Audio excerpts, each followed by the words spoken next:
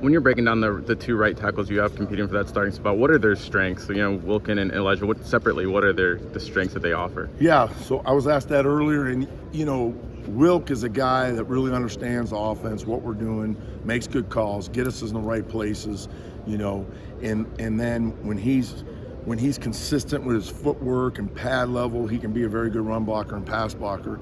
Pritchett does a nice job when he plays hard, plays a little bit with an edge. He can be really dominant. He's a big, strong, physical kid, and when he wants to, he can lock him down and pass pro in the run game. So for both of those guys, we just need that consistency from them. And again, I see this competition going for a while. Speaking of that, do you see it being maybe a rotational thing during games, where maybe for some series you have one guy come in and the other series you have another? Is that, or would you rather have a guy? I think there's a good chance, and I've said this before, and I've done it throughout my career. If you got two guys battling, and they're both battling in practice, and there's not a clear difference between them, there's nothing wrong with playing both of them. Sometimes you got two guys playing, they're both a little fresher throughout the game, and you're getting a great right tackle with the two of them together combined. And I'm sorry if I caught you at the end of that question, but what are the checklists there? What do you want to see from that winner of that competition? Again, it starts with trust, right? That this guy is going to make sure he knows exactly what his calls are. He knows how to react to the different looks and pressures we're going to get, so we know that we're not going to have any catastrophic plays. It starts there. Then who can be the physically most dominant player, right? Who's the guy that's going to lock down that DN and pass rush and is going to move people in the run game? And that's what you're looking for. And so that's the battle through camp. Who can become that guy? And from a penalty standpoint, you guys were pretty sound during the scrimmage. Just what are some of the things you're doing to kind of emphasize that, to kind of perfect that and keep that going?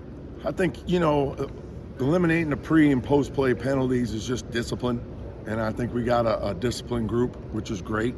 And then, a lot of the other penalties that happen throughout the play are aggressive penalties, but a lot of times what happens is you're holding and different things like that is because you're not playing with your feet, you're lazy, and you're reaching and grabbing guys. And I think right now our guys are playing hard. I think we can play harder, but I think we're getting ourselves in good position to where we're not having to hold people and get those penalties.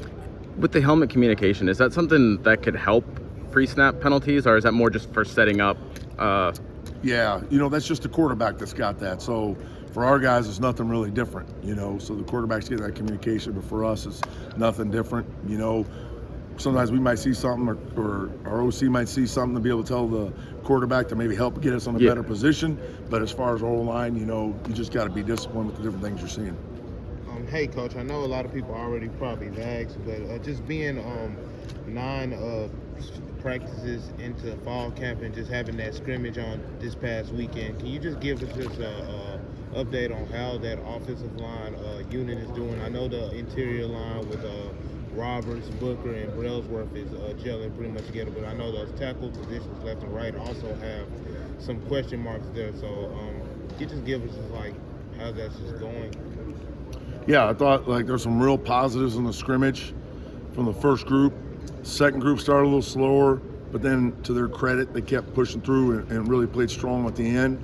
I think you mentioned the inside three, but those three other guys that are battling with them, with Gino and Olas and Rock, have really improved throughout spring. So it's been good to see that, and at tackle with Wilk and Pritch at the right side, Proctor on the left side. You got Miles and Naquil battling there at the backup spot. So we got good competition going, which is pushing everybody, right? So again, we've thrown a lot at them offensively. They're starting to understand it, grasp it. Now it's about us understanding what we got to do, playing just a little bit harder and being more consistent. That's what we want to see from them.